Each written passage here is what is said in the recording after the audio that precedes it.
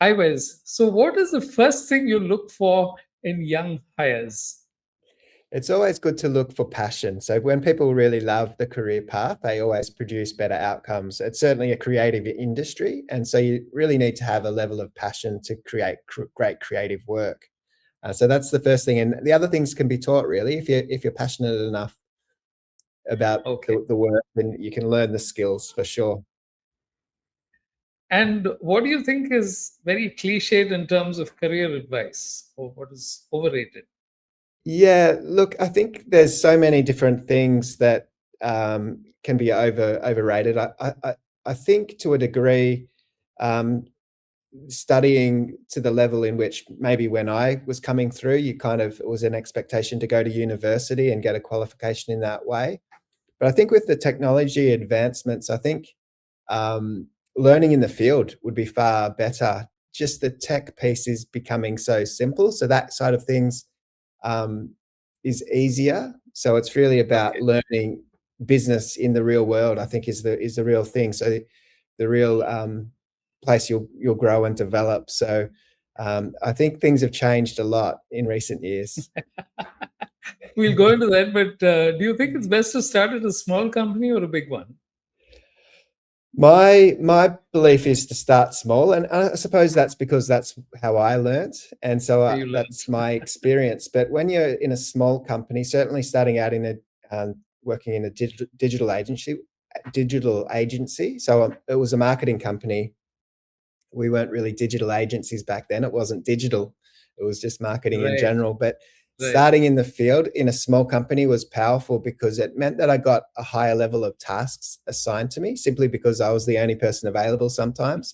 I realized some of my colleagues who studied at the same time as me and got great jobs in large companies, they were doing really mundane tasks just because they were in a large entity and they didn't get their hands dirty on really exciting jobs, which I did early on. So that was a huge benefit to me. Okay.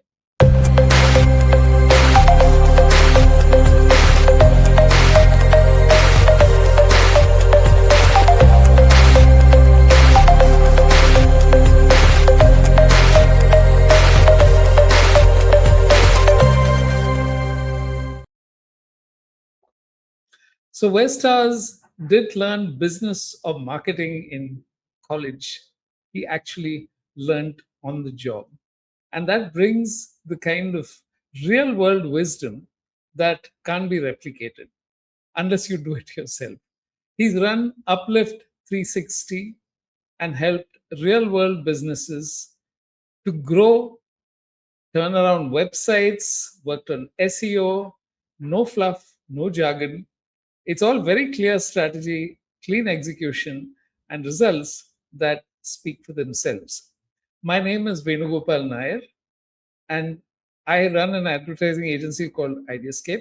And every week I talk to people from different professions. And today we'll get to see what Wes's journey has been like. So let me bring him onto the show. So, Wes, what do you have to do on a daily basis? What does your day look like? Look, it's changed a lot over the years, but Right? day to day, and I think building a daily routine that works for the individual is a massive advantage when you run your own business. You can set your own hours and your own destiny Yeah, essentially. So absolutely. I'm most productive in the morning for any creative or high end tasks. They'll typically be done early in the day, and sort of the more mundane things that don't need a high level of my thinking tend to get pushed back to the end of the day. So that's just the way I've learned to structure my day. But the things we do websites, we do search engine optimization, things that you'd be very familiar with. Digital agency for trades and construction businesses, industrial brands. Those sorts of people are the people we're working with. So it's for me meeting people, as many people as I can talk to in the field. I love people. I love connecting. That's why I love podcasting, talking to people like you. And I'm just a really relational person. So that's what excites me about business: talking to people, helping them grow, helping them flourish, understanding them, because that you really need to understand them at a deep level to market market their businesses effectively online, to have a point of distinction and all of those things. So yeah, so for me, working with clients, I do all the client-facing interactions. We're a small business. I have technical people to support doing the work. We have standard operating procedures, so it doesn't require too much of my time on the Monday to Friday doing the tasks now. But So the what's a high good level, day and what's a bad day? a good day for me is when I get to meet someone new. If I get to meet someone new, that's a win for me, which is a simple thing. So early on in business, I was kind of measuring everything by numbers in terms of figures in terms of income, because it's such a necessity, obviously, as you're starting out. But these days, I measure it more so in relationships. I guess I got to the point in business where the necessity to create income was, it's not so cut and dry anymore. I'm doing just fine. Right. But it's about creating meaningful relationships with people around me. And so if I can meet someone new in the day, it's a great day. And so we can have a Zoom call, ideally a face-to-face call, but being a business that we Yes. are, we work with people all around the world. So it's not Right. always practical. But yeah, I just love people, and that's a win for me. A bad day, well, sometimes things go wrong. Any business, things go wrong. Someone might, one of the team might be sick for an extended period. That really puts a strain on things sometimes.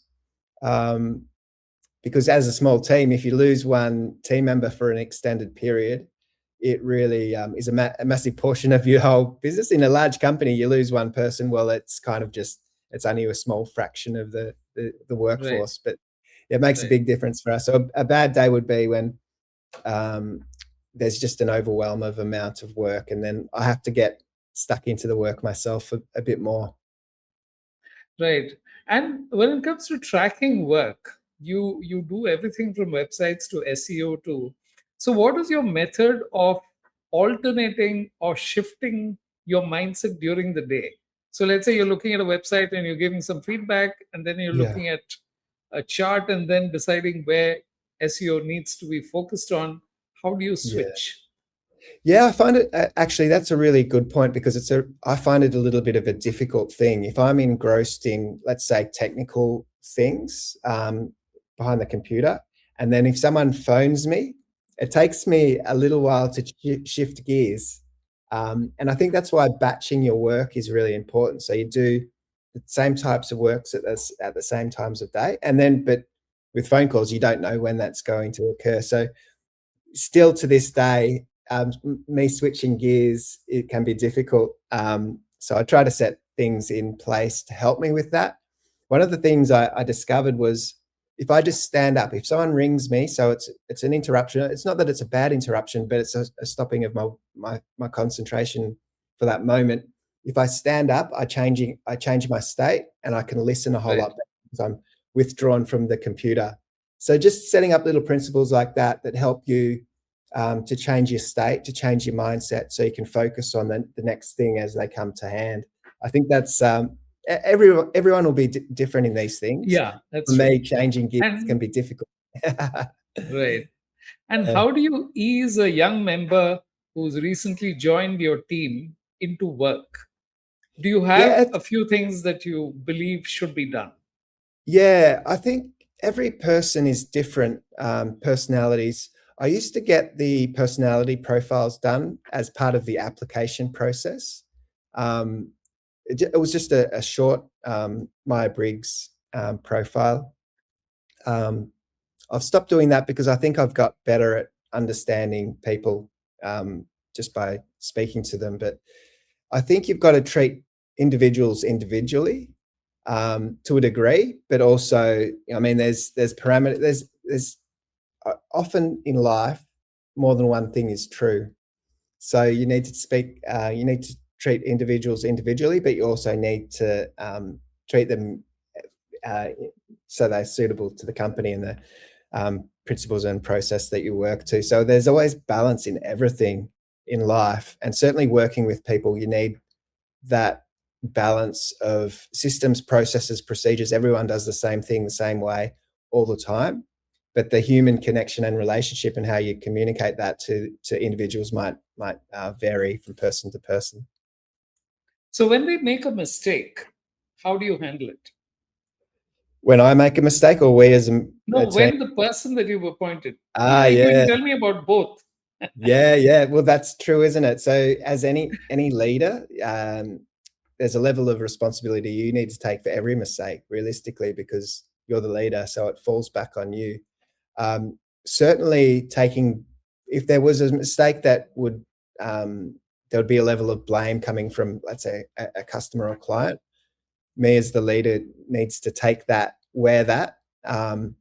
But then it's obviously about guidance and helping the person through. Human errors will always occur, but you just try and figure out a way to mitigate the risks for the next time. So you can try and figure out, if it's reoccurring pattern, then something more regimented might need to be done. I haven't really had many scenarios like that, but certainly there's been breakdowns of how the work's done, and so just having a conversation. Normally, people are reasonable people, so you have a conversation and dialogue, and they'll own up to the flaws. Sometimes people won't; they'll try and hide it, but eventually it kind of comes out. So, yeah, you've really got, you can't just not deal with it, even though these conversations are challenging. Of course, they're challenging for everybody. I don't want to upset people. Right. Right. But challenging for them because they don't want to let people down. Typically, your team members don't want to let you down, especially as a small business. They know it kind of matters. They know you. In a big entity, maybe there's less care for how the company goes because you think it's just a big, big company and it doesn't really matter. But for a small business like mine, they know me, and they know the impact overall that has to our success. So Yeah. that's a big plus for a small business. Could you take me through a crisis that happened with a client, and then, how did you handle it? Because in my own agency, I can talk of an earlier thing where it went through Yeah. 6 people and a large poster which was going out, and the Yes. word R in motorcycle was missing, and everyone Right. missed it. So, Yeah. so Yeah. do you have It- some of those stories? I've got a little bit of a horror story. So we mainly do digital work, certainly these days. But back in the day, we were more generalist in marketing. So you would resonate with this. The something was just prior to print production, so it got the proofs got printed out, and so for people who don't know, the proofs are the printout before it gets actually produced, so you can check over everything as it, the real thing. But it has crop marks, so that's where you cut the piece of paper down to the right size, and it outside of the crop marks, it has the file name. Now, somebody, I'm not sure which team member, but somebody called that file name something inappropriate. They were derogatory. We had a way in which we would do the file names with the code of the client name and the project number and so on. It was a sequence of things. But somebody was being silly and they named a file something inappropriate. So and I didn't notice. So that proof got shown to the client and they saw it. And you can imagine such a disrespectful act. Now, the person who did that didn't really think that through. They didn't think they would ever see the file name. So they didn't understand it was going to be seen, but they should have never have done that in the first place. But you can imagine the turmoil, of someone saying something derogatory about a client. So that was a really challenging moment. And I can't be sure because there's a couple of people who worked on that thing, so I can't be sure exactly who set that file name up. Yeah, But you can and imagine, it's the stress and yeah, the heartbreak. You got a wonderful client and someone on team thought they were going to be funny by doing something like that and got caught out. So I and that's don't the know if you've part. had anything horrific like that happen, but yeah, that was a big deal. Yeah, I think I don't know if we've had those kind of mistakes, but I understand where you're coming from because this is a really massive problem. So, what do you think is harder with all the experience that you've accumulated? Is it harder doing the work or managing a client? Um, they're both can be hard at different times. There's always deadlines. I think it's the nature of our industry. Sometimes you're waiting on things. You will have experienced this. You might be waiting for photography, or you might be waiting for copywriting if it's done by a third party, and it just puts pressure on the end people, Yeah. whoever's touching it last, and that's often us doing the website. If there's something that, if the website needs to align with some other marketing endeavors and campaigns, and it's time critical, there's a deadline. Oftentimes, it just things get condensed out because everything goes a little longer than it should, and then the last person standing, which is us, oftentimes is really pressed to get that thing done. So that's stressful. That practical needing to get the work done in a time frame can be hard, but managing the expectations can be hard in those scenarios as well, because it's not really your fault if all the materials were meant to be here last week and they've come this week, and then you've still got the timeline to work towards. You've just got to manage that. So you got to manage a couple of things there. You got to manage the client and the expectations. If it's not even possible or realistic, you have to manage the client and speak to them about that. But you've got to do your best to get your team to do everything they possibly can to fulfill as best we can, as far as practical and reasonable you can do that. So as I said I before, there's want, always balance. Yeah. okay. Uh, this whole question of trust, because that's how it really works. Have you Yeah. found that it's hard to create trust and then keep it over time? So, Yeah. is there a way that you have found? Is it simply that you're committed and you meet the smallest requirement? If you say that I'll have this ready by this time, is that a way that you found builds trust better? Or do you have some other ways? Yeah, I think all of those things, just to set reasonable expectations up front. There's Right. the temptation, especially when you're starting out, that you just say yes to everything, but sometimes things are just not feasible. So just to set a realistic foundation and express what will likely happen. So Yeah. then they're in the right frame to understand that, and they'll trust you a whole lot better for that. And sometimes, as you said before, like things go wrong sometimes. You need to. It's like an emotional bank account. Someone was explaining the emotional bank account. So you make deposits, because sometimes, unfortunately, you need to make a withdrawal. So if you've deposited in a whole lot of trust over the journey Right. working with somebody, and then you need to make a small withdrawal because things go wrong, you can cope. But if you're not keeping a high level of trust, a high balance, then you've got nothing to withdraw upon. And then when you do make a withdrawal, that customer, that client will probably leave. So you've always got to be thinking about, how do I build the highest possible level of trust, almost like reserves. So if something isn't quite right, or something doesn't quite work out according to plan, sometimes even things like the internet going down, we're all online Yeah. business. And Yeah. so, that can be massive. Hey, we've got contingencies, we've got other methods of connecting to the internet, of course, but sometimes we need the really high end speed just to get, lots of files on a server, for example.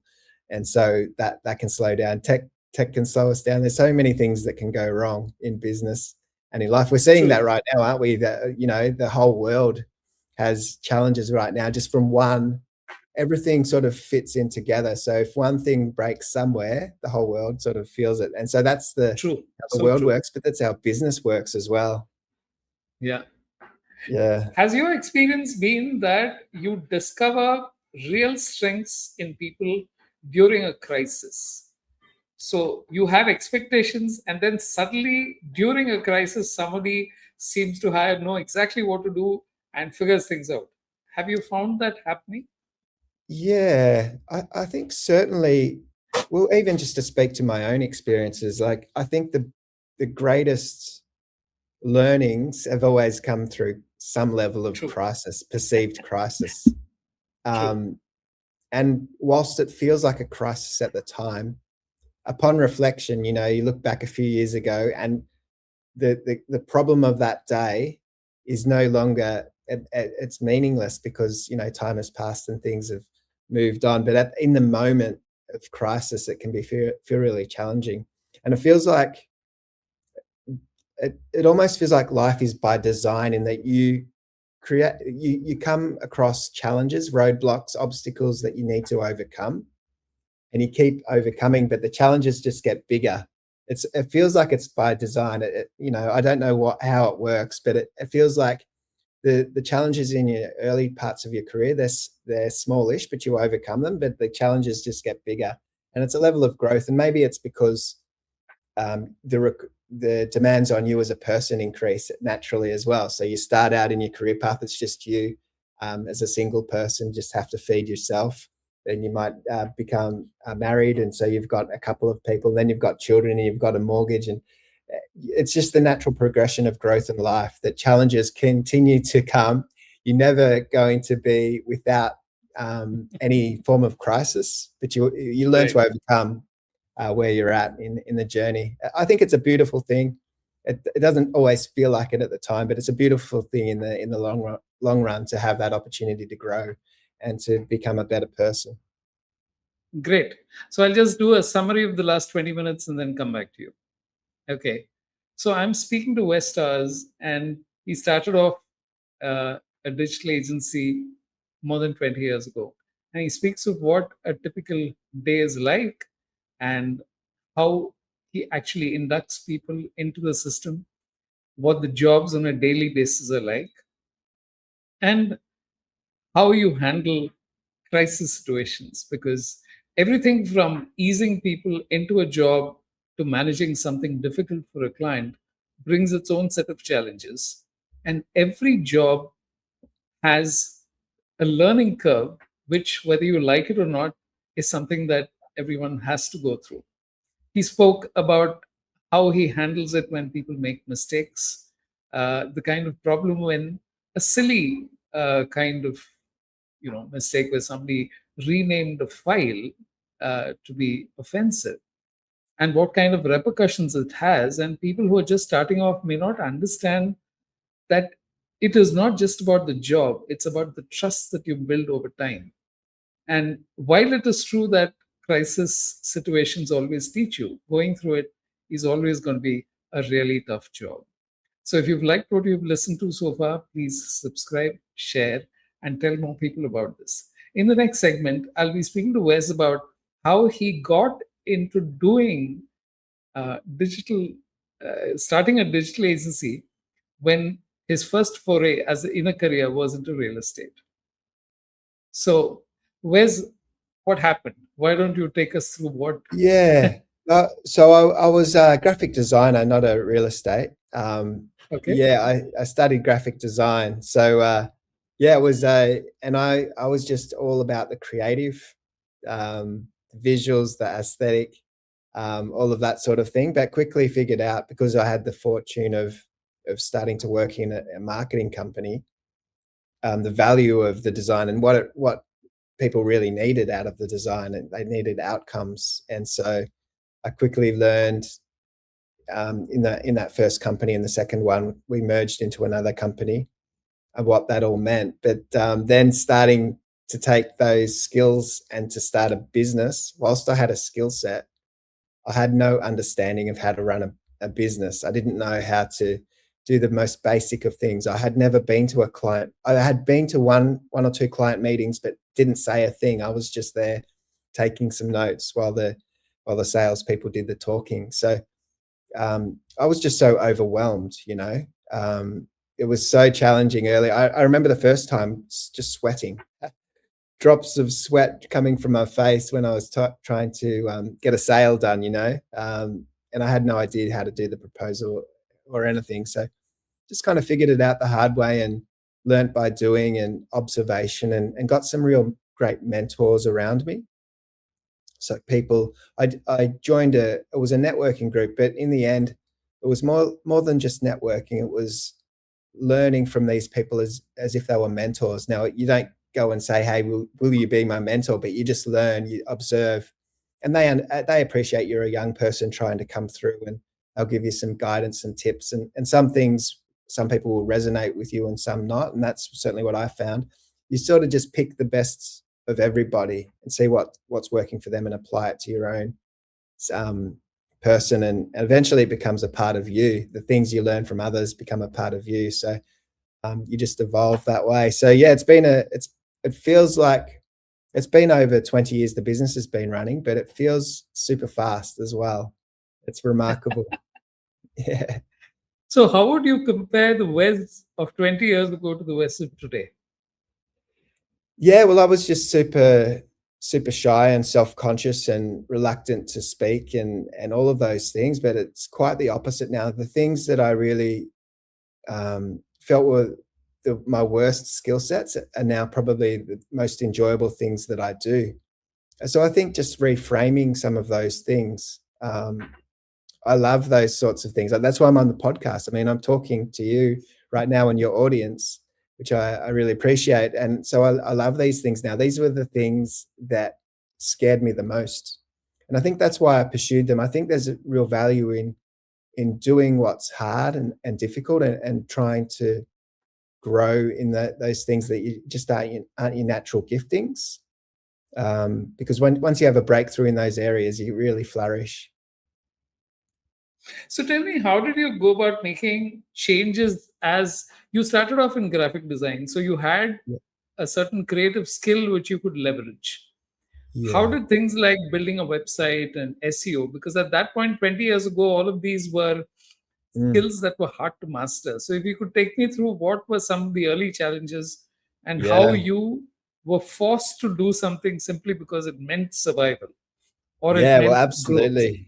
Yeah, well, the first business I worked in, it was an award-winning marketing company. I actually found them because they'd won some awards and their name was in the back of the book that I was looking at. I just called them, and they did have a job, and I got in that way. But award-winning marketing company, they had only one computer connected to the internet, and one email address. So everyone would share their email address. You'd shout across the office, "Hey, Jimmy, you've got an email," that sort of thing. So to think about where marketing has come from then till now, it's remarkable. Nearly everything feels like it's online.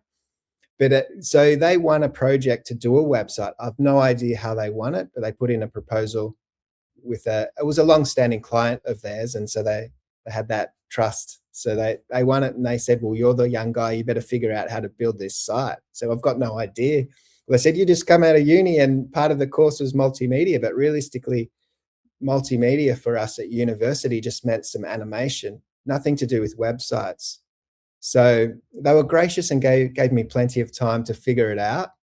And what that they gave me some short courses, but realistically, I just leaned upon some close friends who had some skill set. So I was just calling them and saying, "Hey, I've run into this trouble building the website. What do I do in this circumstance?" And they'll tell me, and figuring it out, and just fumbling through.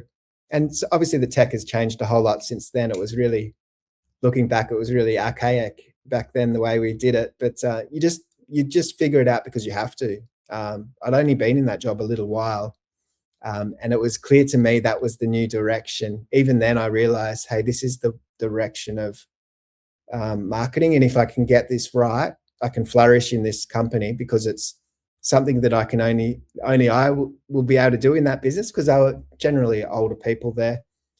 So they weren't really keen on learning new skills. So I thought, this is somewhere I can make a real difference in this business. So that's why I took it on, and really glad I did. It's got the creative thing that I liked from. That's why I studied Right. graphic design, but it also has the technical aspect, which I found is that blend is perfect for who I am. It's how I am wired. So I think sometimes you don't know, things aren't on your radar because you've just never seen it before. Like, website design wasn't a thing that I had ever understood, like thought about.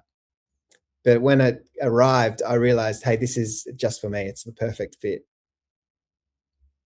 And what kind of clients were you working with? Did you have clients who were savvy? Because even clients were trying to figure things out on their own. So was Yeah, this a consumer products company? What kind of? Oh, sorry, you were only into real estate, right? that company, that was Yeah.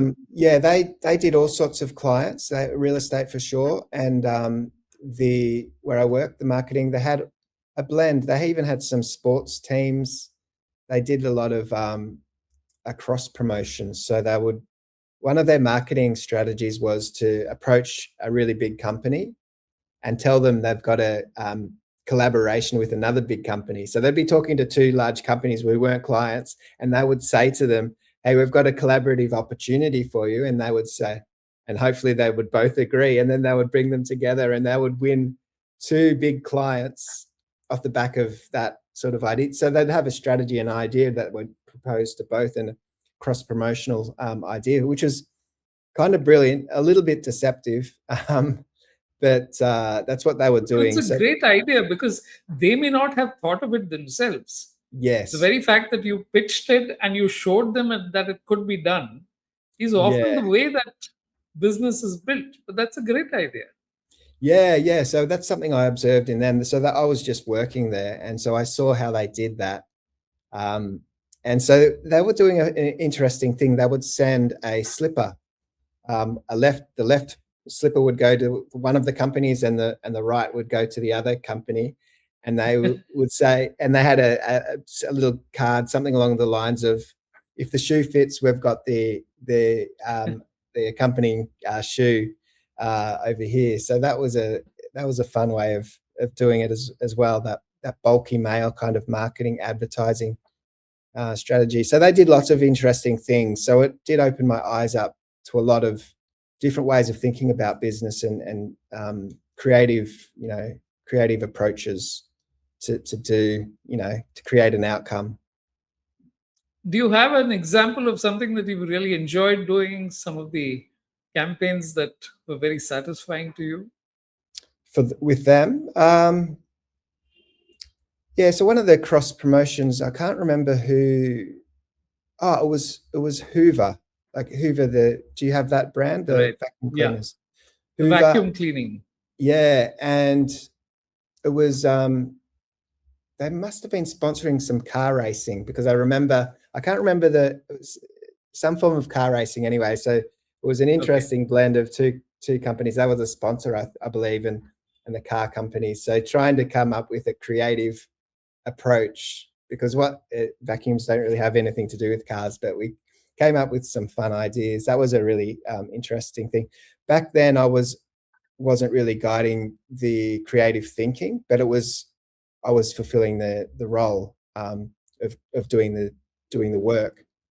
But it's really powerful to be in companies like that, where you can learn from great minds. People are thinking outside the box.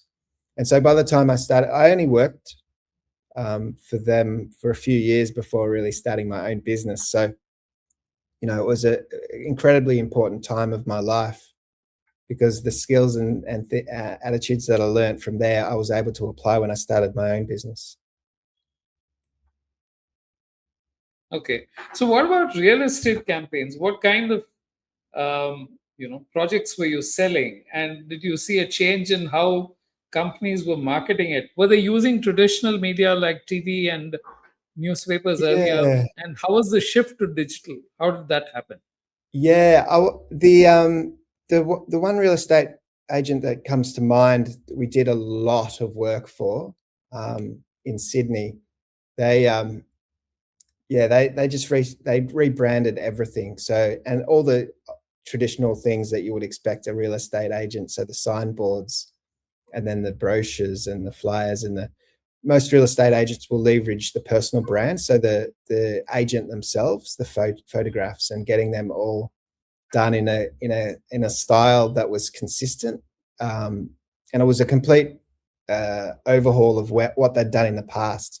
So even the styling of the photography was different. It was more, I guess you would say, relaxed, where the previously it was really, really formal, which was a traditional kind of way of doing real estate marketing. The agents, you come to expect, are really formal in their suits and so on.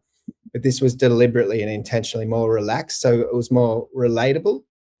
So designing that it was an exciting thing because it just felt like a massive shift from where, it was the year 2000 it would have been. So it just felt like a massive shift away. But I don't think we even did a website for them just yet. They would have done that soon after I'd left that company, Yeah. working for that agency. But yeah, it's changed a lot. So these days I work with a lot of construction companies. So still related to real estate, construction, building materials, those sorts of things. And they're interesting companies to work with because they're usually founder-led businesses. So you get to speak to the person who created the business, and they're often people who Right. work their way up with the skills. They were a trade person of some description, and they worked their way through a company into eventually starting their own endeavor. And I kind of appreciate working with them because it feels so similar to my own venture. Like I Yeah. started with a skill set, and I didn't know what I was doing, just like new businesses Right. often experience. So it's kind of nice to support them. Whilst it's a different thing, I was working on behind a screen, and they were out on tools, but it's the same kind of progression. It's really it's rewarding to help people in those early parts of their career journey. We worked with a real estate company in India, and one of the twists that they brought in is that they had projects where the architecture was Spanish and another which Oh, would be French. So those were the selling points and not just the conveniences that were there within the apartments or the condos that were being sold. So we get a yeah, chance to mix up things and then say that, okay, in Chennai, would you have something like that? So, which is a very Indian kind of place, so which you would yeah, use architecture, which was very different. So, I think with yeah. every Design. client, it also depends on their how they think and what happens. Yeah, absolutely. There's just the way the eye is guided through anything that's visual can be a little bit different from location to location, and it can be based upon just how we read as well. So if your English language is across like this, but if it's a language written like this, then the eye naturally goes Right. different way. So the way in which you structure the content so that get the most meaningful content can be quite different. So it really has a big impact. So that's just one aspect of designing for different cultures. Um, the way in which we understand how to guide the eye through the content is really interesting. So that would have been really exciting to work for Yeah, yeah, different. it was good fun. It's really good fun. Yeah, And yeah. in terms of your releases, how did you get into SEO and did you actually have media? Did you handle the media as well, or that used to be outsourced? Yeah, yeah, that's right. So the search engine optimization we've been doing a long, long time, and that's changed. It's always changed. Everything Yeah. we do feels like it changes. Um, but in more recent times, so search engine optimization for those listening, if it's not part of your world, it's to try and rank as highly as you can in Google for as many phrases as you possibly can to attract much traffic to your website as you possibly can, and therefore get as much business as you possibly can. So pretty simple principle. Simple principle, not so simple to do because you've got competitors trying to out hustle you. You've got Very Google true. changing the rules every time, or every day. They actually changed the Google changed their algorithm, so that's the way they Yeah. measure websites Yeah. daily. Just micro True. changes. Sometimes there's a significant change. So when the significant change occurs, you've got to adjust a lot of things sometimes. But they're all trying to produce the same thing. So these days, you're trying to show up not just in Google, but large language models. So you're trying to show up in ChatGPT. So if someone's searching for, they're not. It's Yeah, not that's a searching key the one. same thing. It's like having a conversation with your ChatGPT. I do it all the time if I'm looking for something. I did it just before because I'm not at home.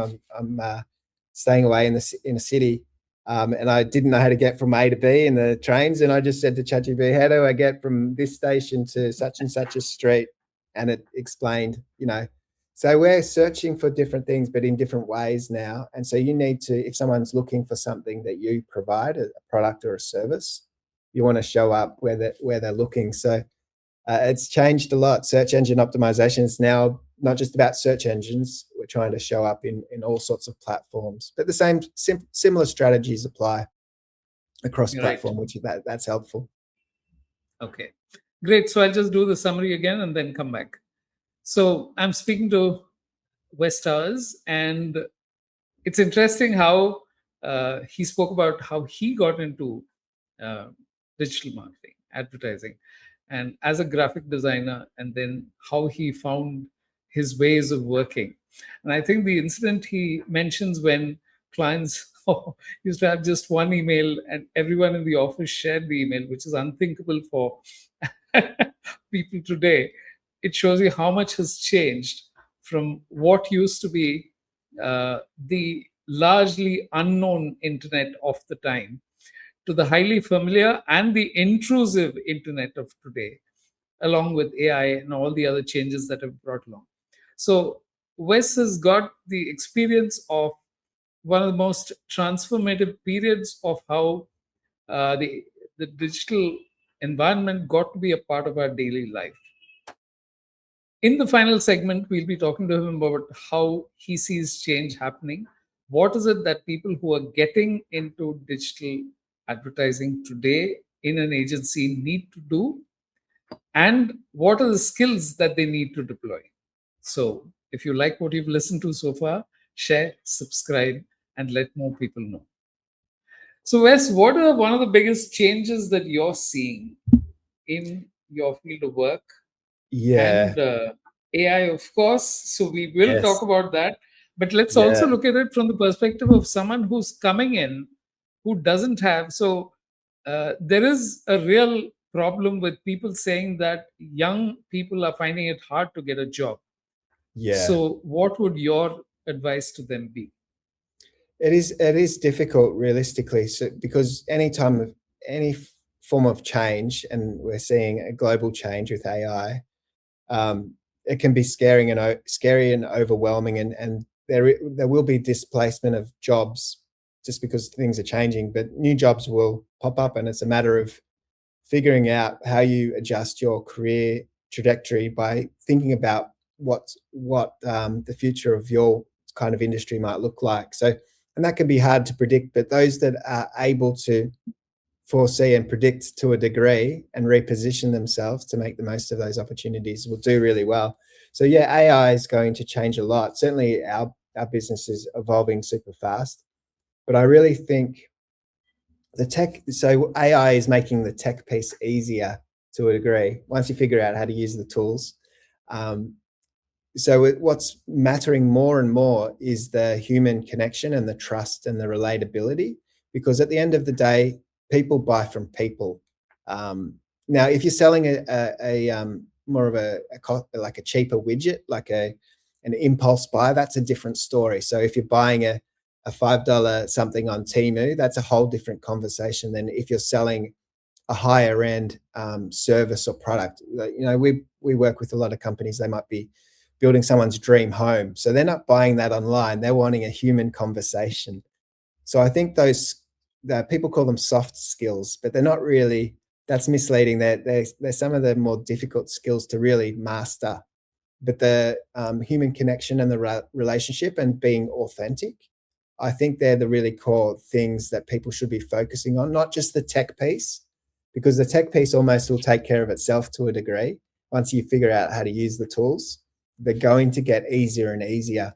But that human side that only you can bring, that's where true value is. So I think that's the gold nugget that everyone should be pursuing.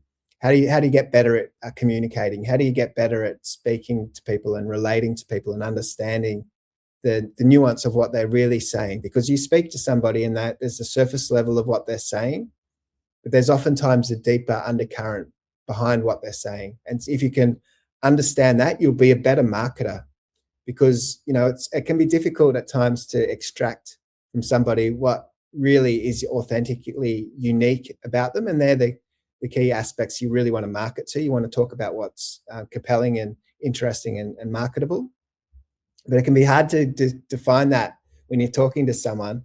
So it takes real art a real art and a creative there's almost a mystery behind it, but a way in which you can extract that information from somebody so you can leverage that information into something powerful.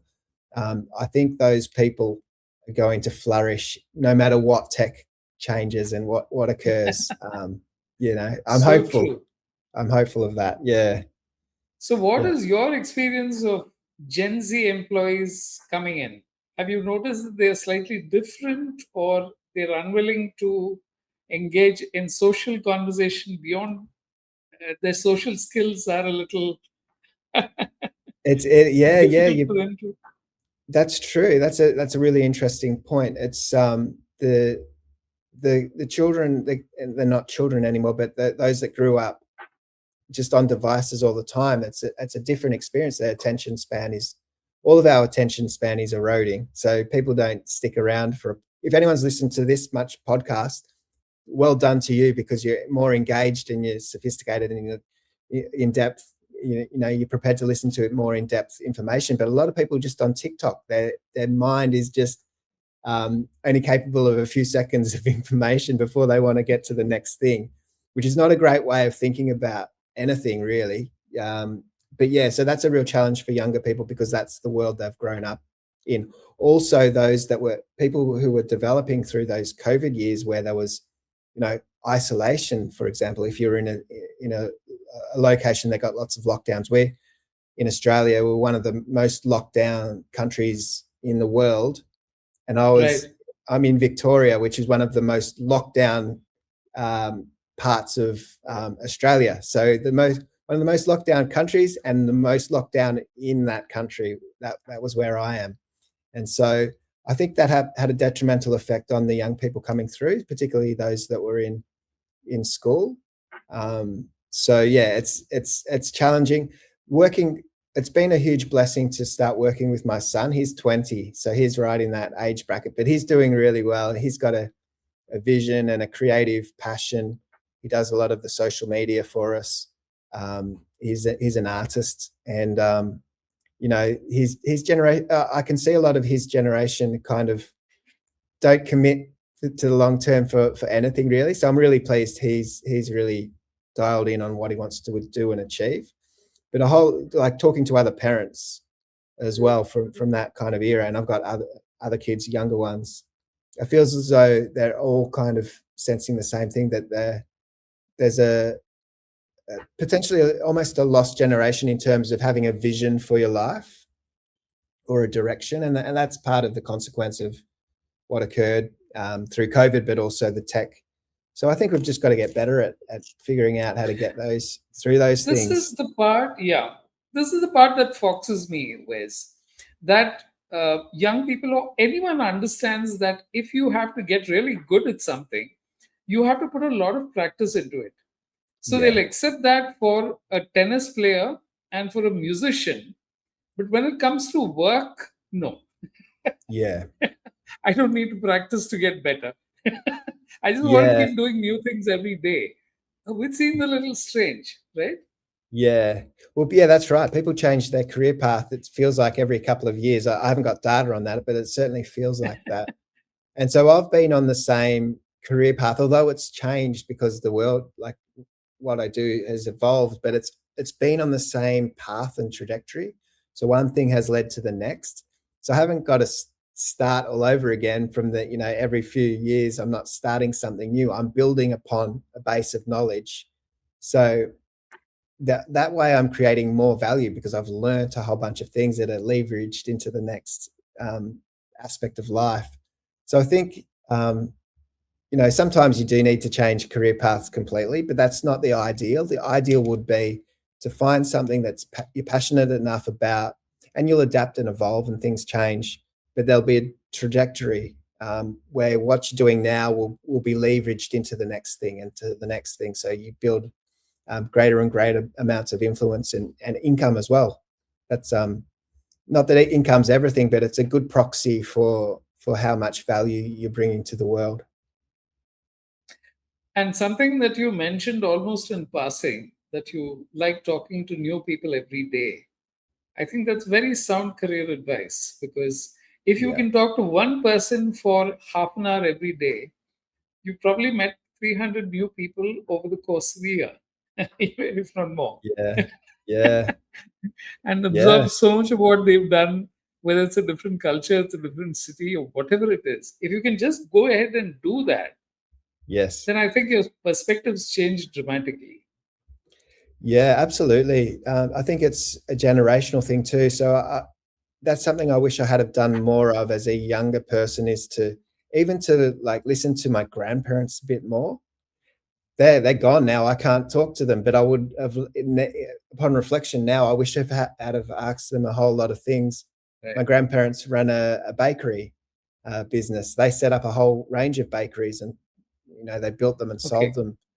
So many things I could have Wow. discussed with them, but I missed that opportunity. So I don't want to miss the next opportunity of what I might learn from the Right. people around Right. me. Yeah, Right. And that's really the great part, right? It's the things that you need to focus on. Like you said, tech is just an outer shell. The things that are not going to change is the need for relationships, the need for self evaluation, and to figure out what you're good at. Because yeah, it takes you a bit of time as to what your own view of what you're good at needs to come out, because you have to try out different things before you yeah, settle on something and then say, okay, this is what I'm good at.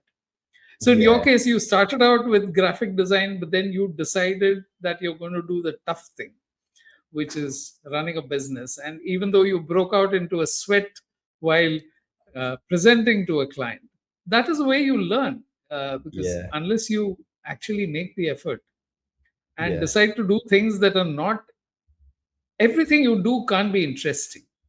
There are, yeah, that's why it's called work. yeah, yeah. The grind. Sometimes it's a bit of a grind. You've just got to get through to the next Yeah, to the next yeah. thing. And the grind Yeah, is part of whatever you do. yeah. So, who do you think has the best chance of success today? What kind of qualities do you think people need to cultivate? I think those that are entrepreneurial minded, not to say that you need to start an entrepreneurial endeavor, but to have that mindset like they do, because they're progressive, they're forward thinking, they're thinking about opportunities that potentially no one else had thought about in that way.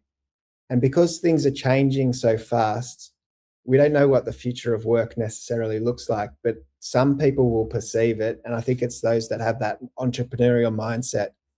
So that doesn't mean you need to apply it to your own business. You can apply that to your career path and where you're working even right now. If you're already working somewhere, your boss will love you if you come to your boss with some sort of creative way in which you can do something a little bit better, even if it's only a couple of percent better. You'll make yourself invaluable to the company if you think like that. And also the other aspect of that, sometimes young people are concerned to bring ideas to their superiors, but realistically, even if they don't like the idea, will appreciate it, because it shows that you're really thinking through what the company is doing, and looking for better ways, even if you might not have considered. They've got a greater level of understanding of everything that happens in the entity, but they'll really appreciate someone who's forward thinking, even if it's not turns out wasn't a great idea. They'll notice you, and realize, hey, this is a go-getter, someone who's trying to push the boundaries. They're going to be valuable for the long term. So just make yourself valuable in wherever you're at. Think about it from an entrepreneurial mindset, and try and help the people around you, your boss. I think you'll do really well. What have you learned from young people? Learning. Well, I learn from everybody all the time. What have I learned from young people? I suppose my children would be the ones that I learned from the most, and they're all different and they're all unique. So the eldest who works with me, he's creative and designer and artistic, and all of those things, and that's really great. But my second son, I spoke about the first son a bit, but the second son is quite different to that. He's really driven for he loves the gym and so on, and so to learn from him just his passion for his absolute determination to build muscle. and to eat healthy and to do the right things for his body because he wants to achieve those things. It's really exciting because, I mean, when you have a healthy passion like that, it means you don't make poor decisions for, let's say, your health. Like his generation, a lot of them might be out drinking or worse. They could be doing all sorts of things to their body and their mind, which is detrimental. But he's got a real passion and focus to be healthy and to create uh, what he wants to create. So that's a huge learning for me, to have that drive and that sometimes single-mindedness to create the outcome that you want to achieve. It's really powerful. And my daughter, she's young still, so she's 14 on Sunday, and Okay. she's really creative and fun as well. That every person can bring a level of insight once you start to watch what they're doing. Absolutely. So, reliability versus raw talent. What would you say is more important?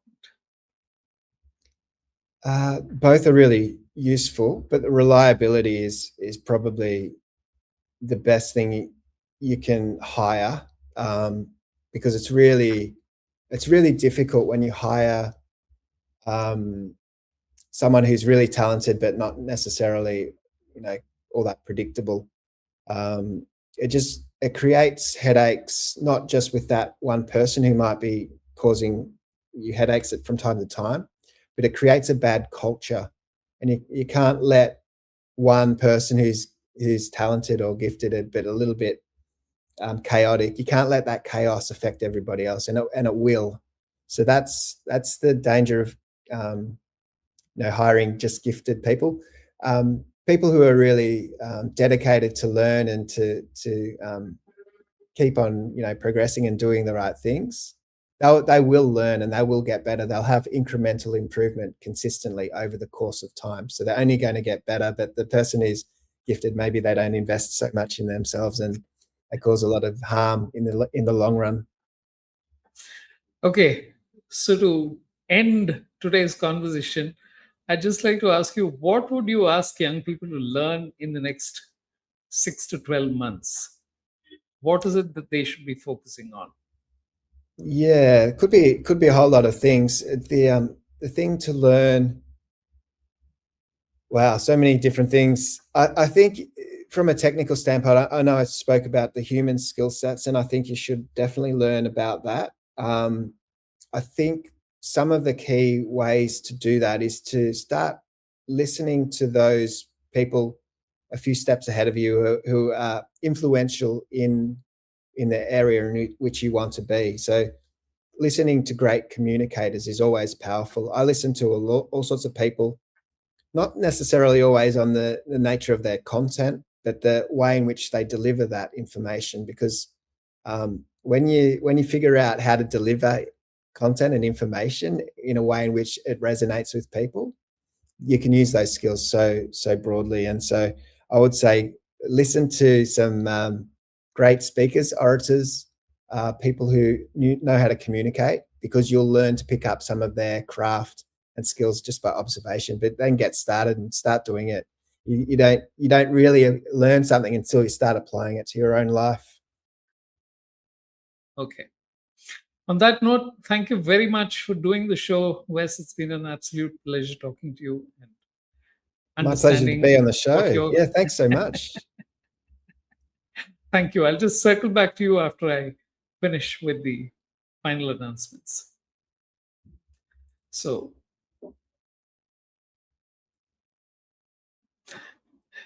you've been listening to my conversation with Westars, who runs his own digital agency. And this is really about finding out what the world, as you see it today, it's going to change 20 years from now. So it won't be the world that Wes and I saw, it'll be your own. And it's up to you to make the best use of it that you can. As always, thank you for watching. See you in the next episode.